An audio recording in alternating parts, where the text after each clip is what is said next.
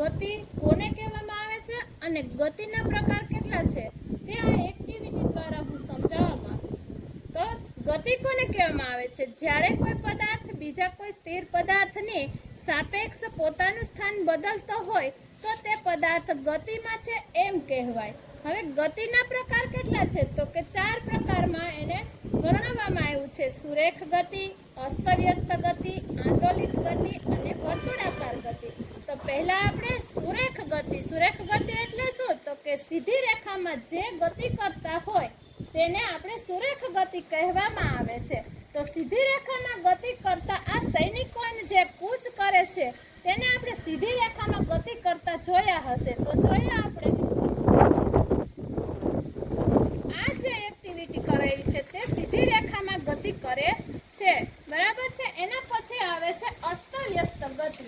જે ગતિ વાંકા ચૂકા માર્ગ પર આડાઅવળી ગતિ થતી હોય તેને અસ્તવ્યસ્ત ગતિ કહેવામાં આવે છે।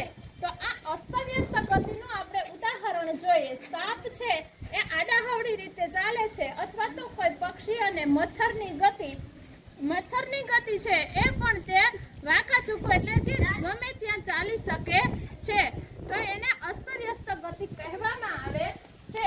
તેની ગતિ આવે છે આવર્ત ગતિ। હવે આવર્ત ગતિ જ્યારે કોઈ પદાર્થ નિશ્ચિત બિંદુની સાપેક્ષ ગતિમાં વારંવાર પુનરાવર્તન કરતો હોય તે પદાર્થની ગતિ આંદોલિત ગતિ કહેવામાં આવે છે। આંદોલિત ગતિનું ઉદાહરણ છે હિંચકાની ગતિ। તો આ બાળકો હિંચકાવે છે એ છે આગળ અને પાછળ વારંવાર પુનરાવર્તન કરે છે તેને હિંચકાની ગતિ કહેવામાં આવે છે। હવે છેલ્લો જે પ્રકાર છે એ વર્તુળાકાર ગતિ કરવામાં આવે છે।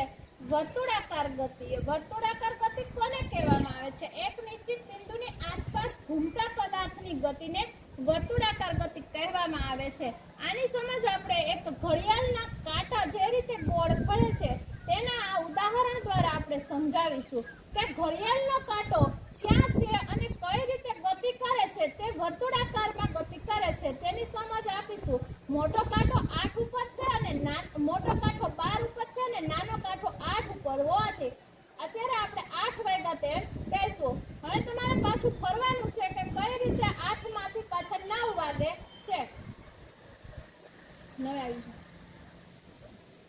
હવે આ પાછા 9 ઉપર કાંટો આવ્યો અને 12 ઉપર કાંટો હોય તો પાછા 9 વાગ્યા એમ કહેવામાં આવે છે, બરાબર છે। તો મોટો કાંટો તો 12 ઉપર આવશે અને નાનો કાંટો છે 3 ઉપર આવશે, ત્યારે હવે 3 વાગ્યા એમ કહેવામાં આવશે। આ રીતે જે ઘડિયાળમાં